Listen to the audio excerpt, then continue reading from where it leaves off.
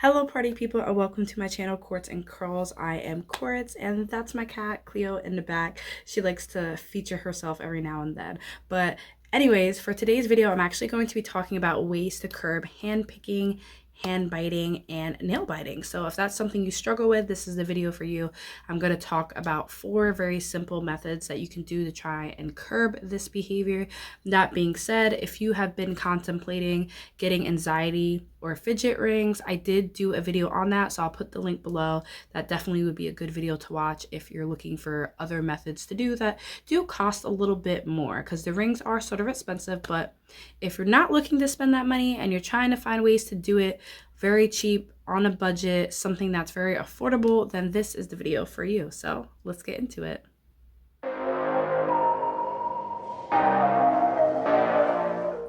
All right, so first things first, essential oils. Yes, so I feel like a lot of people these days have them in their houses, whether it's for diffusing, whether you put it in food, whether you make your own like oil concoctions or lotions or whatever. But essential oils are a really great way to try and curb like hand biting or nail biting. So this wouldn't really work for picking because this has to do with the taste component. And what I mean by that is what you're gonna do, and I actually have the one I use every now and then. I just buy a peppermint one because I like to put peppermint in my hair, and I also use it my oil diffuser. And then if I find that I'm hand biting a lot, I put some peppermint on my fingers, and it doesn't taste that great. It's really strong, like it smells good, but it doesn't taste great. So that's why I like using essential oils, because it's something you can put on your fingers, and let's say you're going out, no one's gonna be like, ew, what's that smell? It's gonna smell nice, and it'll stop you from biting because it's not gonna taste great. The only downside with this is you're gonna have to keep reapplying it. It depends how many times you try and like bite or like rub your hands or wash your hands. If you wash your hands, you're gonna wash most of the oils off. So that's the main issue with this, but it is a very, very affordable option in comparison to you buying the products that they make specifically to curb nail biting. Because I know when I looked them up, I found that some of them range from like $5 to like $15, which is ridiculous. And another benefit is essential oils can be used for multiple things. I would recommend buying one that you can use for other things. So if you like that scent, then you can use it in an oil diffuser. If it's a essential oil that's good for like hair or skin, then you can use it on your hair or skin in conjunction to using it to help you curb your hand or nail biting.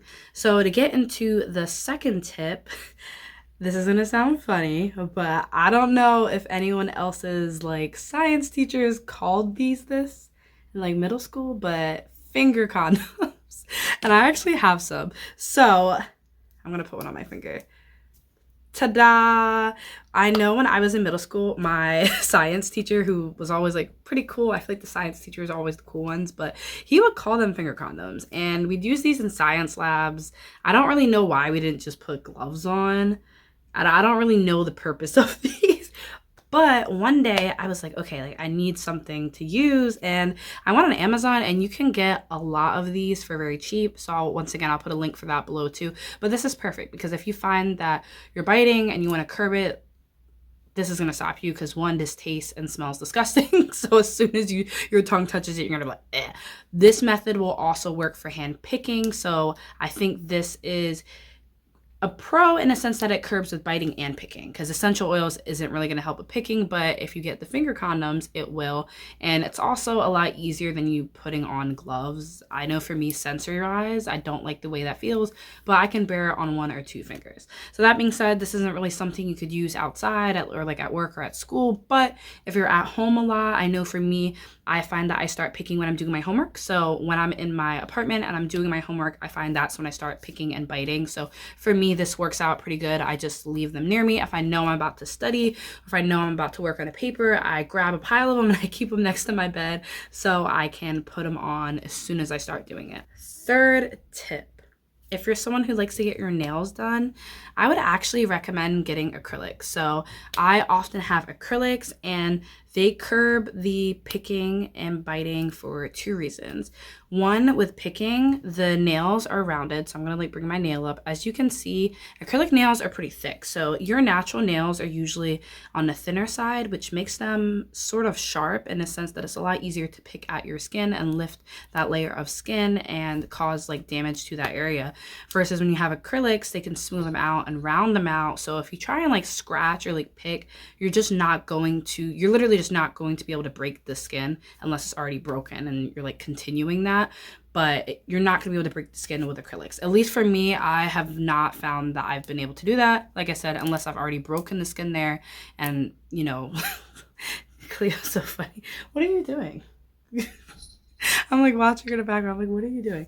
But anyways, so that's why I like acrylics. The second thing is because, and I'm going to bring my nail in. As you can see, acrylic nails are sort of lifted versus your natural nail is pretty flat. So it makes it really hard to actually bite and get into that area because the acrylic nails are they're not super bulky, but they're sort of bulky. So acrylic nails don't completely help, but they do make it better. I do find that when I have acrylics, I am picking and biting. Not that I'm doing it less, but it's less damaging because it's harder to do it and acrylics aren't sharp like your natural nails are. So that is a recommendation there if you're someone who would be interested in getting your nails done. They are expensive, but I genuinely do think that it helps. Last tip. So this is something that everyone, I would imagine, has in the house. So tape or Band-Aids. So this is a method that, once again, isn't really going to help you if you're like trying to find something to do at work. This is something to more so use at home. So actually during the pandemic, when we hit quarantine, I just taped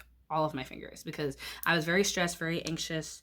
I was picking and biting very badly. So I literally taped every single one of my fingers. I would like take it off at the end of the day, but I would tape all of them. And I did this for like a week and I stopped biting. And that lasted like a couple months, but then I wasn't like consistently using other methods. So I got back into it, but it did help. That being said, you could also just use Band-Aids. I didn't have Band-Aids at the house at the time, so I just used tape. So that might sound a little silly, but if you're at home and you don't want to buy finger condoms or you don't want to buy essential oils and you just have Band-Aids, I would recommend just putting a Band-Aid on that finger, even if it's not like bleeding or anything, but just to make it so you literally can't pick or bite there because there's a Band-Aid and you don't want to taste Band-Aid. So those are 4 very simple methods that I think are very easy to do. These methods are going to help prevent you from doing it in the literal sense that you physically can't do it, right? You physically are gonna be like, ew, I don't want to taste peppermint. But for me, I think the best way to really, really get away from it is finding something else to replace that behavior. So what I mean is, for example, fidget rings, they help you replace that behavior. So when you have the urge to pick or bite, instead you spin a ring. And when you're doing these other methods, they don't really do that. They just stop you from doing it. So what I'm trying to say is I would actually use a fidget like ring or necklace in conjunction with these methods if you're trying to stop. And that's what I've been doing.